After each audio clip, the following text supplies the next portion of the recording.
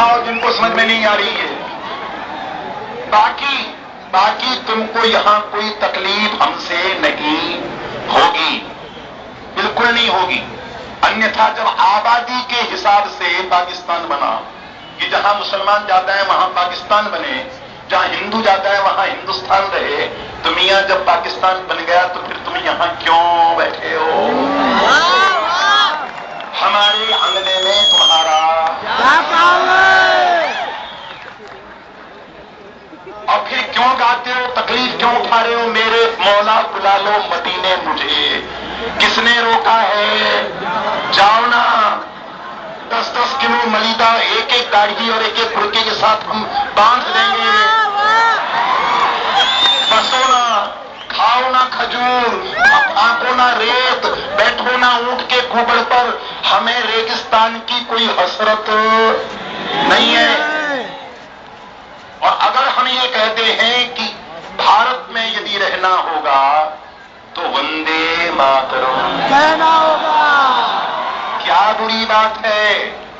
हम काबे पर कब्जा करने गए क्या? हम ईरान पर कब्जा करने गए क्या?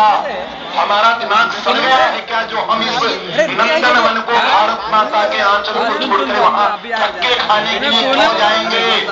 और तुमको अगर बहुत इस्लाम का जोश है, मुसलमानों, अपने अपने मुसलमान दोस्तों को कह देना, जाकर कह देना कि ये आदमी कह रहा है कि बोलो अरब के शेख 75 साल के बुढ़े हमारी मासूम 13 साल की हैदराबाद की लड़कियों को उनके दल्ले दलाल सूंघते फिरते हैं कि नहीं? और निकाह के नाम पर उनको यहां से ले जाते हैं कि नहीं ले जाते हैं? फिर एक भी हैदराबादी लड़की को किसी शेख ने अपनी बेगम क्यों नहीं बनाया? जाकर देखो क्या तुम्हारी दशा होती है। इसलिए यहां बने रहो। इतना मजा, इतनी मौज, इतनी मुफ्त की चिकन बिरयानी दुनिया में और कहीं मिलने वाली नहीं है। बस केवल एक शर्त है कि जिस भारत माता में पैदा हुए हो नमूनों,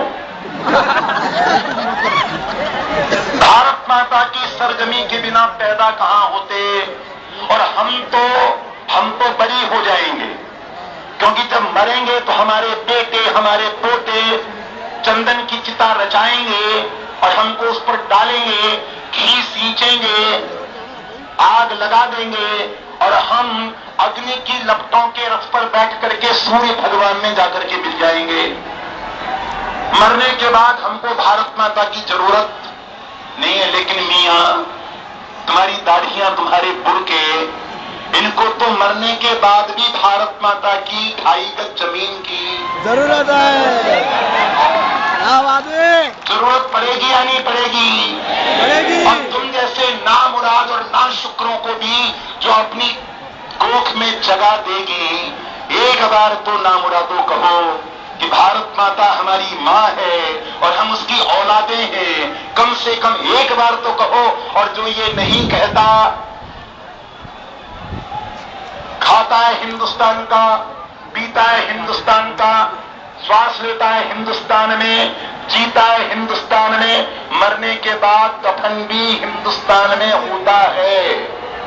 और फिर कहता है कि मैं मादरे वतन की परस्तिश नहीं करूंगा, तो उस आदमी के साथ कोई भी क्या सलूक कर सकता है?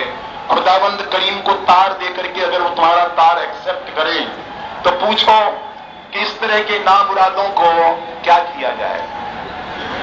इसलिए सवाल सवाल सवाल राम जन्मभूमि का और इनका सवाल है ईमानदारी का, वफादारी का और बेवफाई का। ये थोड़ी सी बेवफाई नहीं है कि बड़ी वफा से निभाई हमने तुम्हारी छोटी सी ये बेवफाई। ये छोटी सी बेवफाई नहीं है, ये अक्षम्य अपराध है कि भारत में खाना, भारत में जीना, भारत में सारे मौज मस्ती उड़ा करना और मरने के बाद भी भारत माता की सरजमीन में रिजर्वेशन करवाना और दिन भर रात भर मेरे मौला बुला लो मदीने मुझे। तो तुम जाओ मदीने, हमारा पिंड छोड़ो ना। हमको भी तुम्हारी शक्ल देखने की कोई का शौक नहीं है।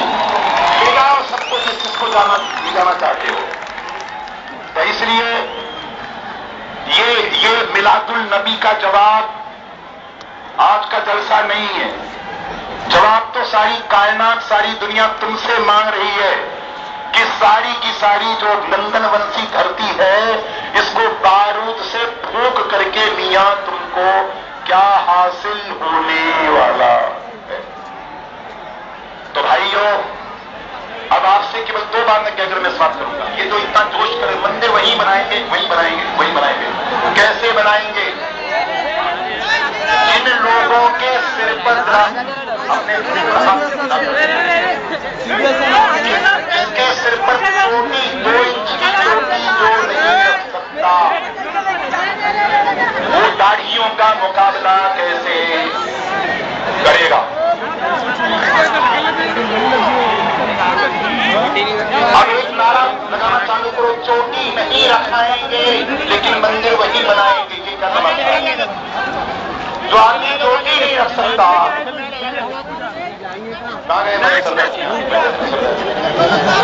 सरदार जी है वहां, हमारे वो नामधारी सरदार जी खड़े हैं, पीछे खालसा जी खड़े होंगे। खैरों जानता हूं,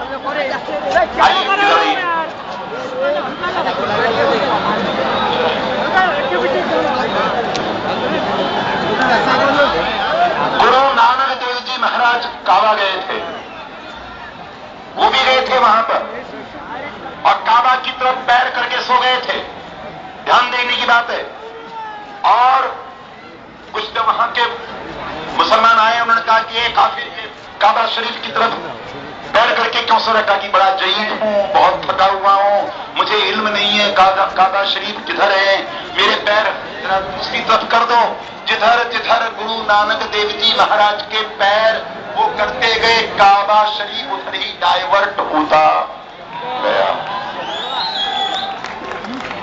गुरु अर्जुन देव ने ये नहीं कटवाई, ये नहीं कटवाई। केश, गंगा, कृपाण, कच्छ और कड़ा, ये पंच ककार, और चारों तरफ ये किला कि कोई हाथ नहीं लगा सके, और जो हाथ लगाए उसके हाथ काट डाले जाए। खौल के तेल के कड़ा में गुरु अर्जुन देव को पापियों ने तल डाला, चेहरे पर शिकन्नी आई। गुरु तेग बहादुर ने अपना मस्तक कटवाया, और लाल की दीवार के ऊपर भाले की नोक पर हमारे गुरु महाराज का सिर काट कर लटकाया गया। भूल गए? कौन बताएगा? रोशनिया जी, इतिहास पढ़ो ना। 4% आरक्षण चाहिए।